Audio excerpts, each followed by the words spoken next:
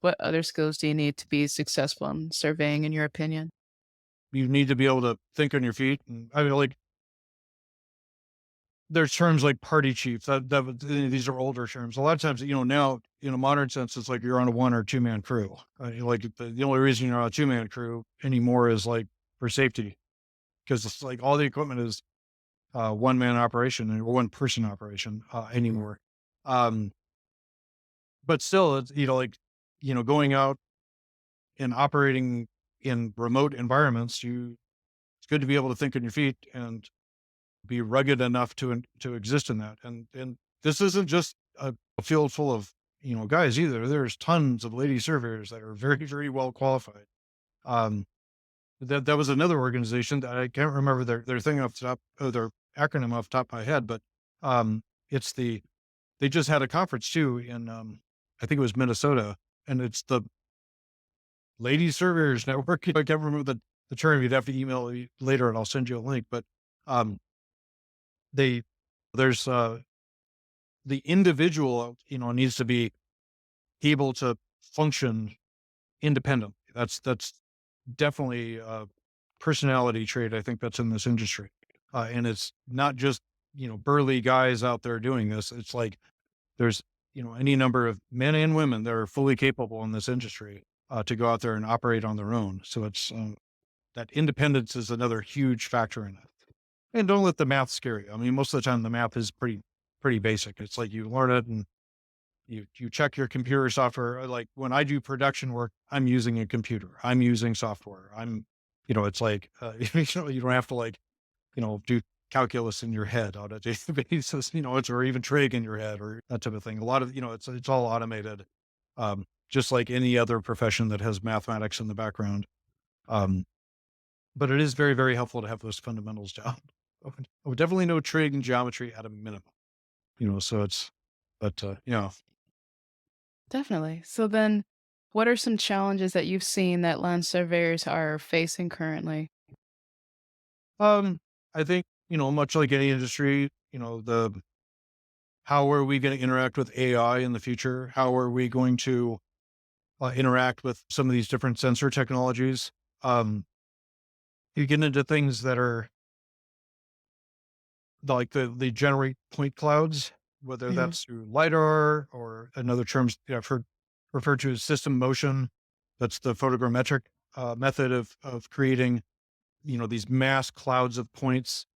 And then AI is going through and doing a lot of feature extraction and feature recognition on that type of thing. And it's like when you can have whether it's the Boston Dynamics robot dog that's walking around with some sensors on it, looks like a Waymo car, but it's mapping, or it's a drone like the multi-copters that are seeming to take hold over the fixed wings. I know when drones were first coming in, it was like, oh, is it fixed wing or is it going to be multi-copter? And just the advances in technology of those multi-copters, um, how does that interact? I mean, obviously they're getting data, but what's the quality of the data? What is the significance of the data? What's the authoritative uh,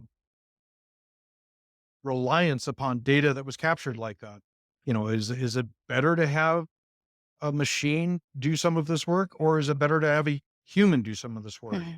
Um, some of the interactions I've had with AI, it does phenomenal things. It can do phenomenal things, but it also still makes phenomenal mistakes that a human would have caught or can catch. Um, I'm not entirely reliant on AI or just but coming back to your question is what are some of these challenges of the industry? Um, from an educational standpoint too, like I was alluding earlier, like if you understand how your technologies work, you can function with them, and you don't overly rely on it. And I think we're getting more and more of a need to have quality operators that are capable of using these softwares, using these technologies, being properly educated in the fundamentals. That those are challenges that our industry has. From a regulatory standpoint, there's challenges in defining our professions in the future.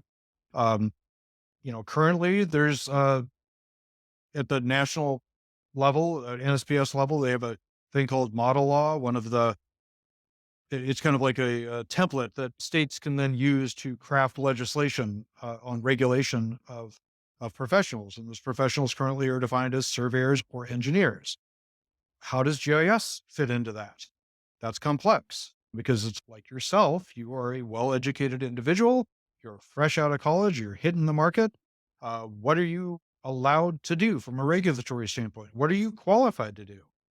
In a lot of ways, Jasmine, you're more qualified at some of the stuff than I am. Just because I've been doing it for a long time doesn't mean I understand the current latest technologies necessarily. So, how do you deal with that in a regulatory standpoint? And in the model law, we've got some of the discussions going on in model law right now are trying to grapple with um, how does GIS fit into that, and is there going to be like GISP is one of those, the Geographic Information System Professional. Well, currently, there's photogrammetrists. They have their own board of licensure.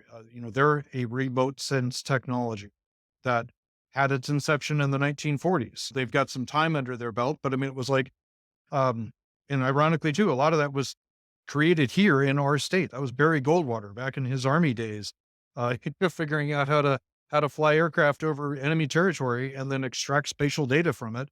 That's what they were doing. And like you go down into southern Arizona, you can still find them to this day. These big, huge concrete crosses in the desert that all have a brass cap right in the middle of them, because that was their ground control that they'd surveyed down to try to validate their remote sense technologies that they were developing, in that era and have refined since then.